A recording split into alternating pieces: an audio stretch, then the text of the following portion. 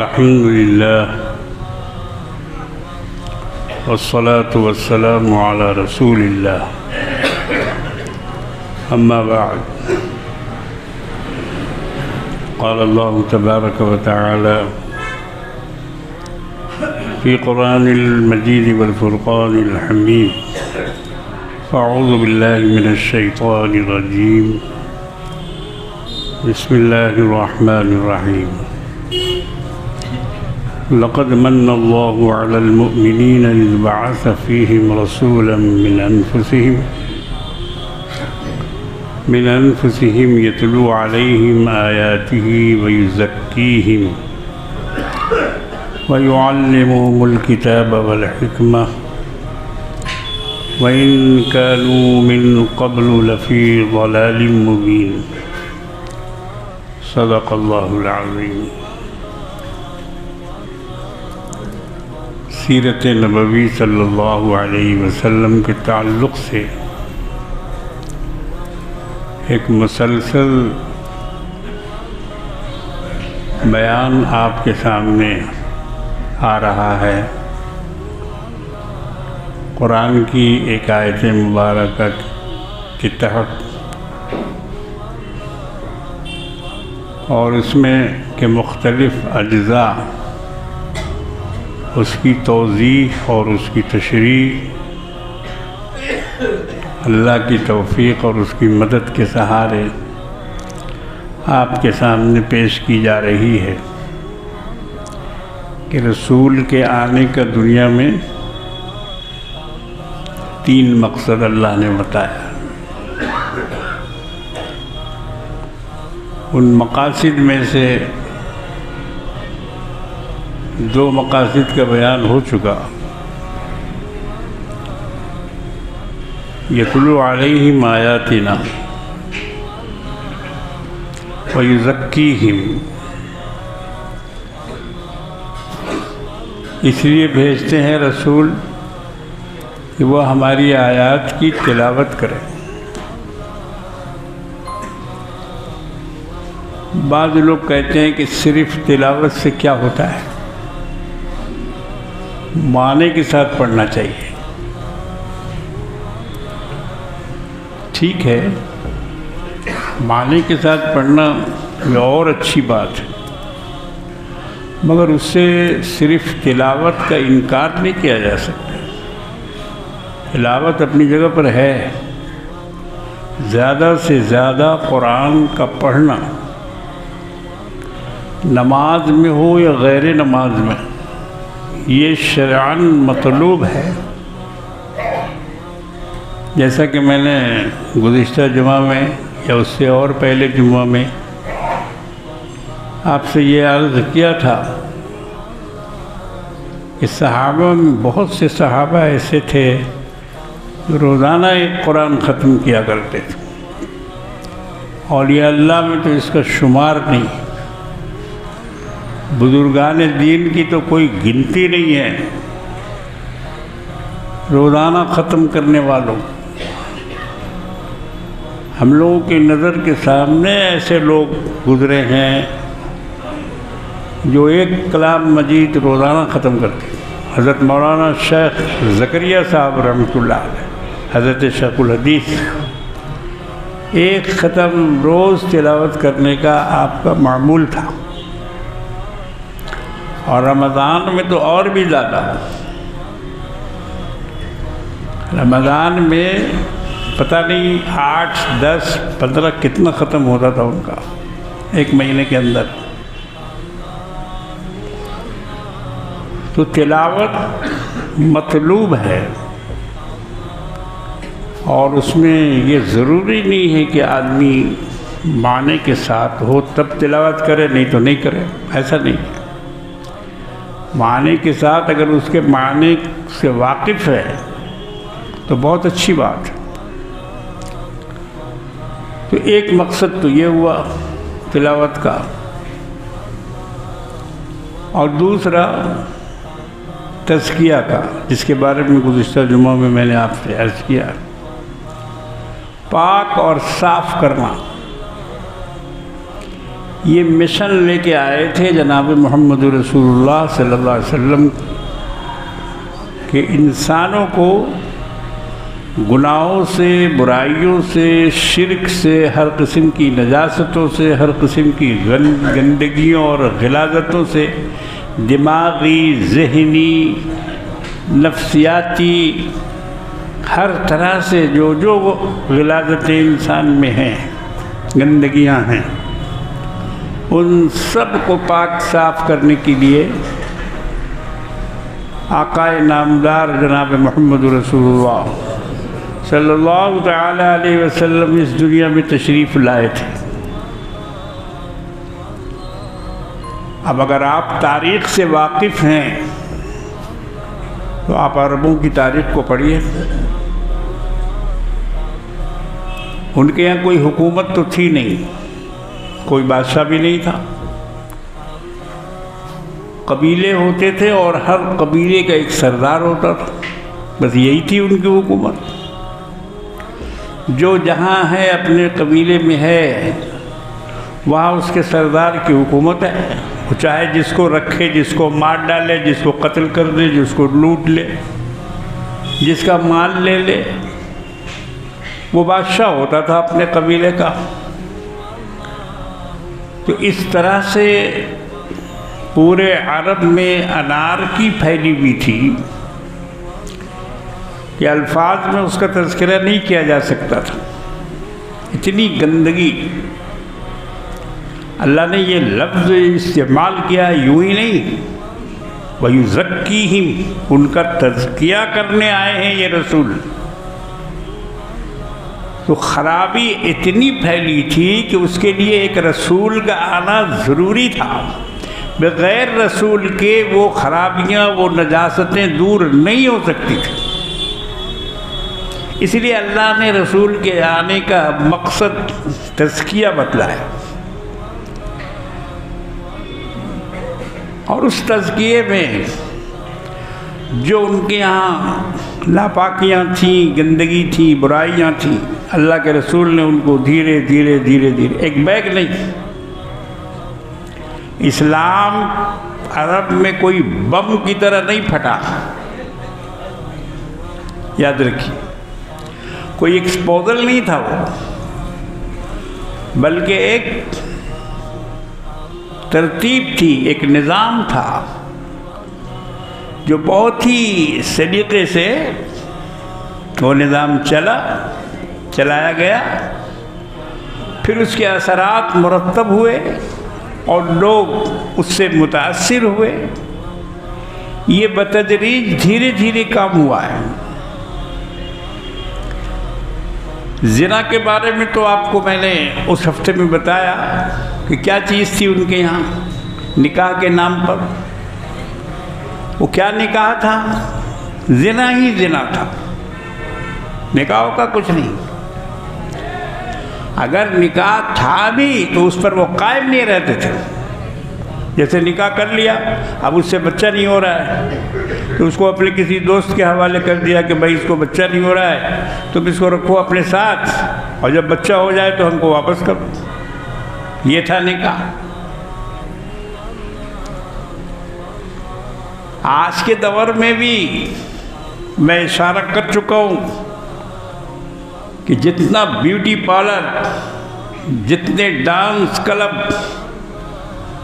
और जितने भी फिल्म स्टैंडरी और जिसका भी आप नाम ले लीजिए, हर जगह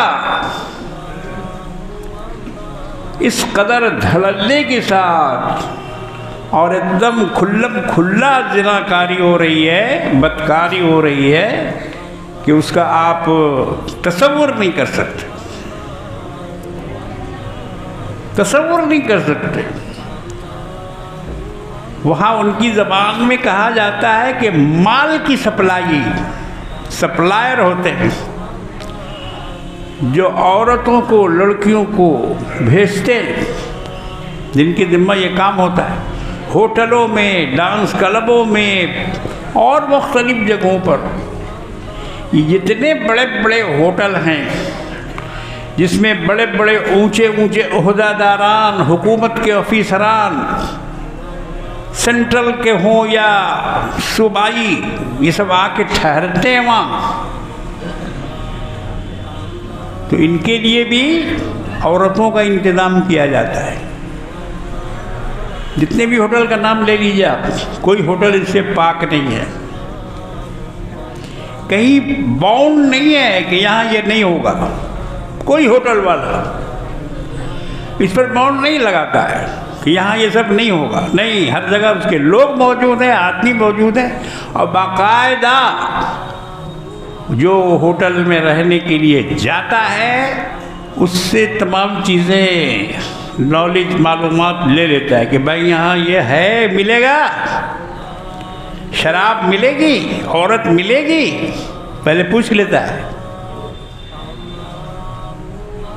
ये है आज का माहौल।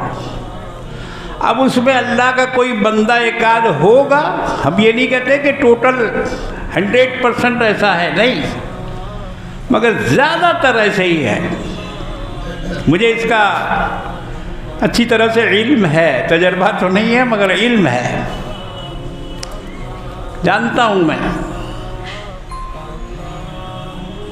तो ये कोई उस ज़माने से मुख्तलिफ नहीं है। वो बुराइयों का दौर घूम करके फिर वापस आ गया, फिर वापस आ गया। और जो जो बुराइयां हम लोग किताबों में पढ़ते थे, मक्का और अहले मक्का और अहले अरब के बारे में, आज वो चीज़ें पूरी दुनिया में आम हैं, पूरी दुनिया में आम हैं। वो तो सऊदी हुकूमत की वजह से कुछ पाबंदियां हैं, मगर अब ये हुकूमत भी हिल रही है, अब ये भी डावाडोल हो रही है, और ये भी जदीद तहजीब का दरवाज़ा अपने मुल्क में खोल चुकी है। यहाँ भी घुसने लगी हैं औरतें। आप उम्रा में जाएंगे, पंखा चला, तो आपको सबसे पहले इमिग्रेशन में जाना पड़ता है पासपोर्ट पर ठप्पा लगाने के लिए। वहाँ जो लाइन रहती है, अक्सरियत आपको वहाँ औरतें मिलेंगी, नौजवान लड़कियों को, औरतों को, पूरा इमिग्रेशन डिपार्टमेंट में हर जगह सऊदी गवर्नमेंट ने बैठा दिया है और वो ठप्पा लगाती है। हाजी को वहाँ उतरते के साथ सबसे पहले उस बेपर्दगी का सामना करना पड़ता है जिससे अब तक बचता हुआ आया था। और उसमें एक चीज़ और है, अंगूठा लगाया जाता है, 5 उंगलियों का निशान, बल्कि 10 उंगलियों का निशान, इसका भी उसका भी 10 उंगलियों का निशान मशीन में लगाया जाता है। तो जिसका निशान नहीं उठता है जल्दी, बहुत सारे लोग होते हैं कि उनका निशान जल्दी नहीं आता है, वो सामने वाली क्या करती है, उसका हाथ पकड़ती है। देखो, नामहरम औरत हाथ पकड़ रही है किसका? हाजी साहब का, जो उम्रा करने गए हैं, अल्लाह के दरबार में गए हैं। हाथ पकड़ के उसमें दबाती है मशीन में, 1 मरतबा, 2 मरतबा, 3 मरतबा। किस दिल से मैंने मशीन में दबाया वो मैं ही जानता हूँ। इतनी गैरत आई मुझे और इतना बुरा लगा कि ये काम कहीं और होता तो होता, बम्बई में होता, दिल्ली में होता, कलकत्ता में होता तो काबिल बर्दाश्त था, क्योंकि वहाँ ये सब चलता है। मगर एक ऐसी जगह जिद्दा में, जिसको बाबुल मक्का कहा जाता है, बाबुल मक्का जिद्दा को कहा जाता है, सारी दुनिया से वहाँ हुज्जाज आते हैं। फ्लाइट से, पानी जहाज़ से और भी दूसरी सवारियों से, और वहीं से वो मक्का की राह लेते हैं, खाना काबा तक पहुंचते हैं। मगर अब वहाँ का मामला भी ढीला ढाला हो गया, वो सख्ती नहीं रही, उन लोगों ने ढीला छोड़ दिया है। पहले हुदैबिया में बड़ा बोर्ड लिखा हुआ था, अंग्रेजी में, उर्दू में, अरबी में, उसमें लिखा हुआ था ममनूअ दुखूल लिगैरिल मुस्लिम, गैर मुस्लिम का दाखिला यहाँ से मना, इसलिए कि हरम की हद वहाँ से शुरू हो जाती है। पहले हुदैबिया में था, अब वो हुदैबिया नहीं है, दूसरी जगह से सड़क निकल गई है, हुदैबिया दाहिनी तरफ छूट गया। तो बहरहाल ये जो गंदगियां हैं, अरब में इसका पूरा वजूद था और अल्लाह के रसूल इसी को मिटाने के लिए आए थे। अफसोस की बात यह है कि जो रसूल दुनिया से गंदगियों को मिटाने आया, उसी रसूल के मुल्क में और उसी की जाए पैदाइश में वो गंदगियां फिर से लौट के आ रही हैं। और यहाँ वहाँ के शहजादे बादशाह, जिनको अल्लाह ने वहाँ ताकत दी है और जिन्होंने हुकूमत पर दखल कर लिया एक तरह से, ये उनकी हुकूमत नहीं है, ये गासिब हैं, इन्होंने गसब किया है, इन्होंने अरबों के पीठ में छुरी मारकर, नज से चलकर, ये सब नजदी हैं, और नज से चलकर ये हिजाज आए, मक्का पे कब्जा किया, मदीने पे कब्जा किया। ये सल्तनत उस्मानिया थी, जिसको आज ममलकत सऊदिया कहा जा रहा है। उस्मानिया सल्तनत थी। तो ये उन्होंने इस पर कब्जा किया। कब्जा करने के बाद कुछ दिन तक तो ठीक चलाया,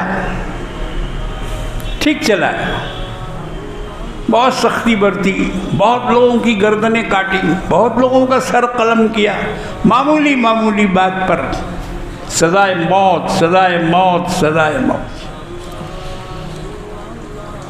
अब क्या है, अब जो उनके खिलाफ बोले उसकी सजाए मौत। कोई ज़बान को खोल नहीं सकता, कोई इमाम हरम में उनके खिलाफ बोल नहीं सकता, और जिस इमाम ने बोला उसको 10 साल की जेल कर दिया। अभी हाल की बात है, वो शेख अबू सालेह हरम के इमाम थे, और उन्होंने कहा था कि ये जो कुछ हो रहा है यहाँ अच्छा नहीं हो रहा है, तनकीद की थी उस पर। हुकूमत को चाहिए कि उसको रोके, ये गैर इस्लामी चीज़ें हैं। बस उनको मस्जिद के अंदर से खुतबा देते हुए गिरफ्तार किया गया। मालूम है आपको, खुतबा मुकम्मल नहीं करने दिया गया, मिंबर से उतारा सिपाहियों ने। सारे लोग बैठ के तमाशा देख रहे हैं, हरम भरा हुआ है मुसल्लियों से, किसी की मजाल नहीं जो उफ कर दे। और खुतबा पढ़ाते हुए उनको उतारा, दूसरे इमाम से खुतबा पढ़वाया, और उसको उनको ले जाके उन पर पहले मुकदमा चलाया, उसके बाद 10 साल जेल की सज़ा सुना दी। मेरे बुज़ुर्गों और दोस्तों, बुराइयां इस तरह से फैलती हैं और हुकूमतें उसकी सरपरस्ती करती हैं। हमारे यहाँ की हुकूमत जमहूरी हुकूमत, आवाम के वोट से बनने वाली हुकूमत, ये बदकारियों को फ़रोग़ दे रही है। इसने 24 हफ्ते के हमल को गिराने का सुप्रीम कोर्ट ने ऑर्डर दे दिया। अब बोलो 24 हफ्ते का बच्चा आधा से ज़्यादा बन जाता है, आधा से ज़्यादा बन जाता है। मगर इन्होंने, सुप्रीम कोर्ट ने यहाँ के इजाज़त दे दी कि हम साकित करवा सकते हैं। बच्चे और बच्चियों के टुकड़े काट काट कर हॉस्पिटल और नर्सिंग होम के गटर में बहाए जा रहे हैं। मासूमों का कत्ल हो रहा है, पेट के अंदर कत्ल हो रहा है, दुनिया में आने से पहले ही कत्ल हो रहा। ये क्या है? ये गंदगी नहीं है, ये गंदगी नहीं है, ये क्या नजासत नहीं है? मगर अल्लाह के रसूल ने वो तालीम दी कि सहाबा इकराम ने बिल्कुल पर्दे को इख्तियार किया। ना महरम और महरम का सवाल था। हज करना जायज़ नहीं है किसी औरत को ना महरम के बगैर, उस पर हज फ़र्ज ही नहीं होता अगर किसी का महरम न हो। शरीयत का मसला यह है। मगर उन बदमाशों ने जायज़ कर दिया इसको कह दिया कि हाँ, महरम के बगैर भी एक औरत अकेले आ सकती है हज करने। ये क्या है? ये सब फितने के दरवाजे हैं, गंदगियों के, ये सब जवाज का रास्ता है। एक अकेली औरत जाएगी हज करने, कितने मर्दों के साथ रहेगी? वहाँ कमरा मिलेगा, उस कमरे में कोई उसका महरम नहीं होगा, कोई महरम नहीं होगा जी। अब वो हज करने जा रही है, वो तवाफ में जाएगी, वो सई और उम्रा में जाएगी, या फिर मिना, मक्का, अरफात, मुज़दलिफ़ा वो कंकरी मारने जाएगी। तो हर वक्त कोई उसके साथ रहेगा? यह है आज के दौर की नजासत। उस ज़माने में नहीं थी। इस्लाम ने इन तमाम किस्म की नजासतों पर पहरा बैठा दिया था और कह दिया था, कुरान में अल्लाह ने साफ साफ इरशाद फरमा दिया, कुल्लिल मुअमिनीन यग़ुज़्ज़ू मिन अबसारिहिम व यहफ़ज़ू फ़ुरूजहुम। है नबी, ईमान वालों से कह दीजिए कि अपनी निगाहों को नीचे रखा करें, निगाहों को नीचे रखें। ऐसा नहीं है कि जो भी सामने आ रहा है उसको देखते चले जा रहे हैं और लाहौल भी पढ़ते जा रहे हैं। ऐसे भी बाज़ लोग हैं जो देखते भी जाते हैं, लाहौल भी पढ़ते जाते हैं। लाहौल बला कुव्वत इल्ला लाहौल। अरे देख क्यों रहे हो? लाहौल पढ़ते हो और देखते भी हो। नज़र नीचे करो, नज़र झुकाओ। कुरान का ये हुक्म है। कुरान ने इस तरह से औरत को और मर्द को एक दूसरे के देखने से, बदनिगाही से बचाया है। क्योंकि जितने मामले होते हैं सबसे पहले नज़र उसमें आती है, निगाह सबसे पहले निगाह है। नज़र मिला के मेरे पास आके लूट लिया।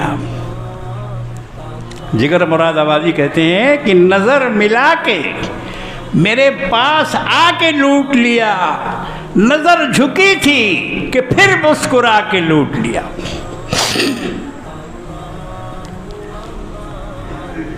ये नज़र क्या है? इस्लाम ने इस पर पहरा बैठाया ताकि गंदगी और नजासत का दरवाज़ा न खुले। सबसे पहले ये मुजरिम है, ये मुजरिम है। तो मेरे बुजुर्गों और दोस्तों, बात लंबी हो जाएगी।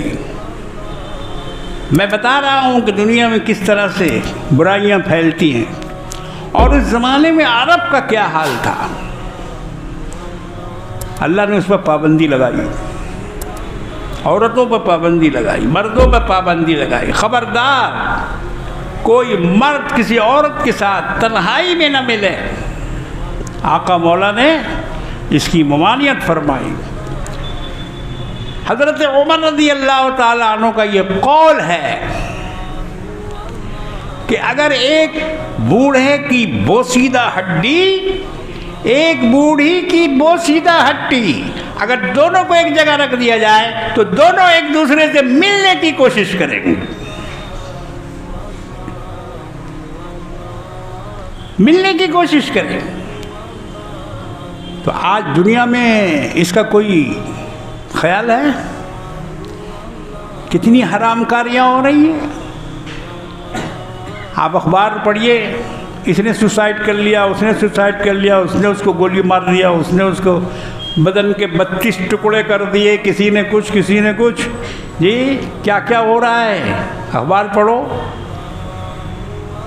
उसमें देखो कि ये जो इश्क मुआशका है और ये जो ताल्लुकात हैं नाजायज़ स्कूल, कॉलेज और यूनिवर्सिटी से और दूसरी जगहों से, तो उसका नतीजा, उसका अंजाम क्या निकल रहा है? उसका अंजाम क्या है? अल्लाह ने इस बुरे अंजाम से रोका है।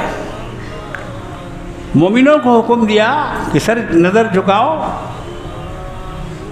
और मोमिनात को भी कहा वक़ुल लिल मोमिनाति यग़ज़ुज़्न मिन अब्सारिहिन, मोमिनों से कह दीजिए, औरतों से, कि वो भी अपनी निगाहों को नीची रखा करें। इस्लाम ने उस पर बंदिश लगाई, पाबंदी लगाई, ताकि नजासतों का दरवाज़ा बंद हो। निकाह को जायज़ करार दिया और ज़िना को हराम करार दिया। आज के दौर में निकाह मुश्किल है, ज़िना आसान है।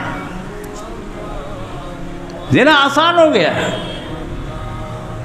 उसके लिए सारे रास्ते खुले हुए हैं। निकाह के लिए लड़का नहीं मिलता, रिश्ता नहीं मिलता, अगर मिलता भी है तो उसमें इतनी कैद लगाई जाती है, इतनी शर्त होती है, और फिर उसमें जहेज और ये और वो, बारात और फला और चिला, दुनिया भर का लोगों ने उसमें शामिल कर दिया है। निकाह होने नहीं देते। लड़कियां घरों में बेचारी बूढ़ी होकर मर गई, उम्र ख़त्म हो गई, निकाह की उम्र ख़त्म हो गई, बूढ़ी हो गई बच्चियां, रिश्ता नहीं मिला। माँ बाप ऐसे ही मुंह ताकते रह गए, दौड़ते रह गए, इससे बोला, उससे बोला, इसके पास गया, उसके पास गया। माँ बाप कब नहीं कोशिश करते हैं। ये मत समझो कि माँ बाप हाथ पे हाथ धरे बैठे रहते हैं और बेटी की उम्र ज़ाया होती रहती है। नहीं, उनको तो रातों को नींद नहीं आती, वो बेचारे रातों को सोते नहीं हैं बेटी की फिक्र में। मगर ये समाज ऐसा जालिम है, और ये मुसलमानों का समाज ये इतना बड़ा जालिम कैसे हो गया? अगर कोई और होता तो हम मान लेते, मगर जो उम्मत है जनाब मोहम्मद रसूलुल्लाह सल्लल्लाहु ताला अलैहि वसल्लम की, जो उनका कलमा पढ़ने वाले लोग हैं और जो उनके उम्मती होने का दावा करने वाले लोग हैं, उनमें ये दुनिया का लालच कहाँ से आया? वो कैसे इसके लिए तैयार हो गए? इसलिए मेरे बुजुर्गों, दोस्तों, नजासतों के रास्ते को इस्लाम ने बंद किया है। कमली वाले आका मदनी मौला जनाब मोहम्मद रसूलुल्लाह सल्लल्लाहु ताला अलैहि वसल्लम के दुनिया में तशरीफ़ लाने का यही मकसद था कि आप दुनिया को गंदगी से पाक करें। चुनांचे पाक कर दिया, अपने दौर में आपने पाक कर दिया, खुलफाए राशिदीन के ज़माने में पाक कर दिया। इनके दौर का पढ़िए, कैसे रहती थी औरतें, कैसे रहते थे मर्द, क्या ज़िना का कोई तसव्वुर था? कोई कर सकता था? ये तो एक मसले पर बात हुई। दूसरी गंदगी, सबसे बड़ी गंदगी, जो तमाम बुराइयों की माँ है, जिसको कहते हैं उम्मुल खबाइस। क्या कहते हैं? उम्मुल खबाइस, तमाम खबासतों की माँ, वो है शराब। वो है शराब। पानी की तरह शराब आज भी पी जा रही है, हर जगह मिल जाएगी शराब आपको। अरे हद हो गई, जिद्दा एयरपोर्ट में शराब मिलेगी। वहाँ 50 दुकानें अंदर में जहाँ शराब बिकती है। कतर में बिकती है, शारजा में बिकती है, कुवैत में बिकती है, अरब ममालिक में वो शराबें मिलती हैं। कतर ने अभी पाबंदी लगाई है फीफा वर्ल्ड कप में। एक काम उसने ये किया है कि शराब की इजाज़त नहीं दी है। कोई भी अपने होटल में भी या अपने क़यामगाह में भी शराब नहीं पी सकता। फीफा का वर्ल्ड कप कुरान की तिलावत से शुरू हुआ। उसका आगाज़ बड़ा मुबारक हुआ। तो ये एक छोटे से मुल्क ने हिम्मत दिखाई, और बड़े बड़े ममालिक जो अरबों खरबों डॉलर के मालिक हैं, उनमें ये हिम्मत नहीं है।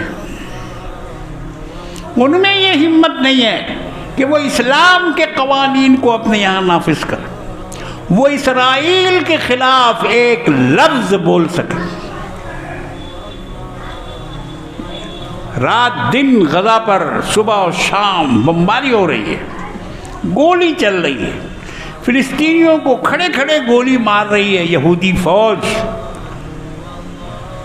कुरान पढ़ने वालों को, तिलावत करने वालों को बैतुल मुक़द्दस में जाने से रोकती है यहूदी फौजें। लेकिन किसी अरब ममालिक के मुंह में कोई आवाज़ नहीं, कोई आवाज़ नहीं, क्योंकि ये इसराइल से मिले हुए हैं। इन्होंने इसराइल से समझौता कर लिया है, और ये यहूदियों के एक तरह से बाज़गुज़ार हो गए हैं। ये एक बहुत बड़ा आलम इस्लाम के लिए अलमिया है, मगर उसमें कतर रोशनी की एक किरण है। उस घटाटोप अंधेरे में रोशनी की एक किरण है कि जिसने कहा कि इस्लाम को हम ज़ाया होने नहीं देंगे 28 दिन के खेल के लिए। बहुत बड़ी बात है, बहुत बड़ी बात है। खेल तो 28 दिन तक होगा, और इस्लाम तो 1400 वर्ष का है, तो हम इस 28 दिन के लिए 1400 साल को कुर्बान कर दें और इजाज़त दे दें कि जितने भी बाहर मुल्क के लोग आ रहे हैं अय्याश, उनको गलत किस्म की हरकतों को हम जायज़ कर दें। नहीं, उसने पाबंदी लगाई, पाबंदी लगाई उसने। देखी गई न मुझसे अंधेरों की सरकशी। शायर कहता है कि देखी गई न मुझसे अंधेरों की सरकशी, फिर आफताब बन के निकलना पड़ा मुझे। कतर इन अंधेरों में आफताब बन के निकला, और उसने इस पर अमल करके दिखाया। ये क्या है? पूरी दुनिया के मुसलमानों के लिए एक लेसन है, सबक है, इबरत है, नसीहत है। तुम क्या कहते हो कि हम यहाँ ये नहीं कर सकते, वो नहीं कर सकते, इजाज़त नहीं है और फलां है। तुम ज़रा हिम्मत तो करके दिखाओ, हिम्मत तो करो। आज हमारे अंदर इतना खौफ पैदा हो गया है कि हम कोई भी शरई काम करने से परहेज़ करते हैं, डरते हैं। तो मेरे बुज़ुर्गों और दोस्तों, उस ज़माने में नापाकियों का, गंदगियों का एक बहुत बड़ा मरकज़ था शराब। इस्लाम ने उसको हराम करार दिया। इस्लाम ने उसको हराम करार दिया। और मदीना में तो, मक्के में तो हराम नहीं हुआ। मदीना तैयबा जाने के बाद नमाज के वक्त में भी लोग मस्जिद में पी के आते थे, तो एक दूसरे पर नशे की हालत में गिरने लगते थे। सबसे पहली पाबंदी अल्लाह ने ये लगाई, या अय्युहल्लज़ीना आमनू ला तक़रबुस्सलाता व अंतुम सुकारा। ऐ ईमान वालो, तुम नमाज के करीब मत आओ जब तुम नशे की हालत में रहा करो। देखो कितना धीरे धीरे ये हुक्म नाफिज किया गया। पहले तो लोगों ने पूछा, वयसलूनका अनिल खम्रि वल मैसिर कुल फीहिमा इस्मुन कबीर व मनाफिउ लिन्नास। लोग पूछते हैं आपसे शराब और जुआ के बारे में, तो आप कह दीजिए कि इसमें बड़ा गुनाह है। कुल फीहिमा इस्मुन कबीर, बड़ा गुनाह है ये काम करना, और इसमें लोगों के लिए कुछ नफ़ा भी है, लेकिन वो नफ़ा उस गुनाह से कम है, गुनाह ज़्यादा है। वो मनाफ़िउ लिन्नास, कुछ फ़ायदे तो हैं ख़रीदने में, फ़रोख्त करने में, बेचने में, या और भी दूसरे तरीक़े से। मेरे बुज़ुर्गों और दोस्तों, पहला स्टेज ये कि नमाज में मत आओ। उसके बाद फिर धीरे धीरे वो अमीर हमज़ा का वाक़या मैं बराबर सुनाता हूँ कि उन्होंने हज़रत अली के ऊँट को मार दिया, ज़िबा कर दिया, और उनके कुछ लोग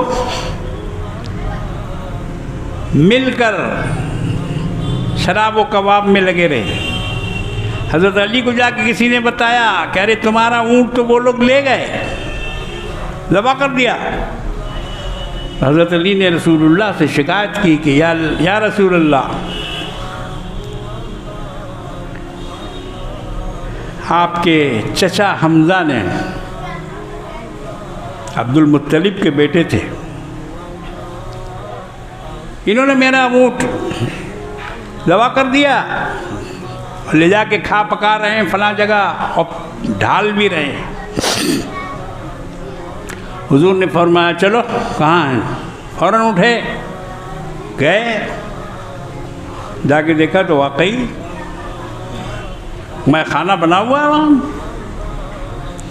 वहाँ मैं खाना बना हुआ है, खाया जा रहा, पिया जा रहा। तकलीफ़ इंतज़ार अबस, जाम के लिए बोतल को तोड़ डालिए, पैमाना हो गया। दो चार मिल के बैठ गए बज़्म ऐश में, दो चार खुम्ल उठा दिए, मैखाना हो गया। तो वो मैखाना आर्जी बना हुआ था और पी रहे थे, खा रहे थे लोग। अल्लाह के रसूल वहाँ पहुँचे, रसूलुल्लाह के साथ वहाँ बदसलूकी हुई नशे में। हमज़ा ने कहा कि तुम कौन हो? तुम मेरे बाप के ग़ुलाम हो, तुम आए हो मना करने के लिए। अल्लाह के रसूल ने जब ये मूड देखा, जब ये रुझान देखा, हमज़ा की आंखें लाल लाल हो रही थी, सुर्ख, और उन्होंने जब ये जवाब दिया तो हुजूर ने हज़रत अली का हाथ पकड़ा और कहा कि चलो अभी वापस चलते, अभी नहीं बात करने के लायक नहीं है ये लोग, चलो बाद में बात करेंगे।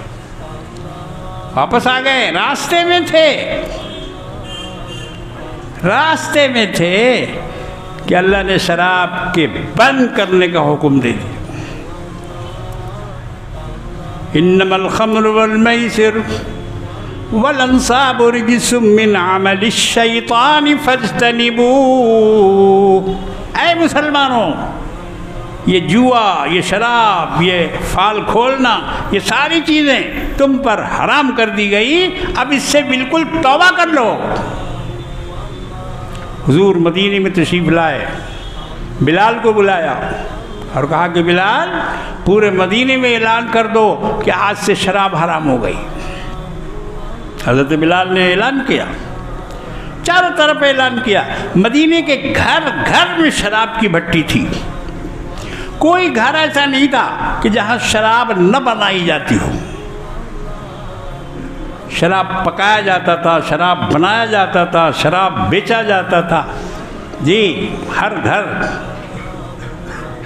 खाना खाने के बाद बजाय पानी पीने की शराब पीते थे वहाँ के लोग। जी, ऐसी आदत पड़ी हुई थी। और इस्लाम आ चुका था, रसूलुल्लाह मदीना पहुँच चुके थे, मगर उसके बावजूद भी खुल्लम खुल्ला ऐलानिया मना नहीं हुआ। जब उस दिन का वाक़या पेश आया और हज़रत उमर रज़ी अल्लाह ताला अन्हु बराबर मुतालबा करते थे कि या रसूल अल्लाह, क्या शराब का बंद नहीं होगी? क्या इसका हुक्म नाजिल नहीं हुआ? बराबर पूछते थे। वो कहते थे कि इसको बंद होना चाहिए। 7 मकामात ऐसे हैं कि जहाँ हज़रत उमर की राय पर कुरान नाजिल हुआ। जो उमर की राय थी वही अल्लाह की राय हुई। कुरान ने वही बात कही जो हज़रत उमर ने कहा था। 7 जगह ऐसी है, 7 मौक़े पर उमर की राय से अल्लाह रब्बुल आलमीन ने इत्तेफाक किया। उसमें एक ये शराब भी थी। हुक्म दिया, जाके कहो, ऐलान करो कि आज से शराब हराम। अब जो ये हुक्म लोगों ने सुना, अपने अपने घरों से शराब के बर्तन, उसके जाले, उसके मटके, जिन जिन चीज़ों में शराब रखी हुई थी घरों में, उसको नालियों में बहाना शुरू किया। यहाँ तक रिवायत में आता है कि एक सहाबी थे, वो बैठ के पी रहे थे, मुंह में लगा लिया था, लेकिन जब हुक्म मिला तो मुंह में जो था, जो अंदर चला गया वो तो चला गया, लेकिन जो घोंट मुंह में था उसको पिया नहीं, घोंटा नहीं, बल्कि फेंक दिया। ये वो लोग थे जिनके कदमों में दुनिया डाल दी गई। 3 बर्रे आज़म इनके कदमों में थी। ये वो लोग थे, ये वो रसूलुल्लाह के शागिर्द थे जिनका तज़किया किया था जनाब मोहम्मद रसूलुल्लाह सल्लल्लाहु ताला अलैहि वसल्लम। देखो, ये तज़किया है हुजूर का कि मुंह में जो घोंट था उसको हलक में नहीं उड़ाला, बल्कि उसको कुल्ली कर दिया, थूक दिया। मदीने में इतनी शराब बहाई गई कि गलियों में घुटनों तक शराब बह रही थी। सुनो गौर से, आज के दौर के मुसलमानों, तुम लोग ये सब बातें सुनते नहीं हो, और अगर सुनते भी हो तो उसको समझने की कोशिश नहीं करते हो। मिलाओ अमेरिका से मदीना को, मिलाओ आज की दुनिया से मदीना तैयबा के उस शहर को और उस हुक्म को जो जनाब मोहम्मद रसूलुल्लाह सल्लल्लाहु ताला अलैहि वसल्लम ने दिया था। घुटनों तक शराब बह रही थी, इतनी शराब बहाई गई, किसी ने अपने घर में एक कतरा नहीं रखा, सब बहा दिया। आज की दुनिया में क्या हो रहा है? अमेरिका के पार्लियामेंट से 3 दफ़ा पास किया गया कि शराब बंद, शराब नहीं पी जाएगी। 3 दफ़ा, 3 मौक़ों पर पार्लियामेंट में ये पास हुआ, लेकिन हर दफ़ा लाखों लोग निकल के बाहर आ गए पार्लियामेंट के सामने और उन्होंने मुज़ाहरा किया, झंडे दिखाए कि हम सब शराबी हैं और हमसे शराब को कोई नहीं छुड़ा सकता। हुकूमत बेबस हो गई। आज भी अमेरिका में धड़ल्ले से शराब बिक रही है, पूरी दुनिया में शराब का कारोबार हो रहा। नीतीश कुमार बाबू बेचारे कोशिश कर रहे हैं बिहार में, मगर वो अपनी कोशिश में नाकाम है, कामयाब नहीं हो रहे हैं। इधर से उधर से उधर से सप्लाई जारी है, माल आ रहा है और बिक भी रहा है अंदर ग्राउंड। जी, वो नहीं कर पाए। कैसे करेंगे? शराब यहाँ से बंद होता है, दिल से, कानून से नहीं। लाख बना ले कानून अमेरिका, लाख बना ले कानून नीतीश कुमार, लेकिन जब तक दिल से नहीं मानेगा, दिल उसको कबूल नहीं करेगा, वो बंद नहीं हो सकता। हुजूर सल्लल्लाहु अलैहि वसल्लम ने जो हुक्म दिया था, तमाम सहाबा ने उसको दिल से मान लिया था और दिल से कबूल कर लिया था, इसलिए आज तक इस्लाम में शराब बंद है। अल्लाह तबारक व तआला हमें और आपको अमल की तौफीक अता फरमाए। वाखिर दावाना अनिल हम्दुलिल्लाह।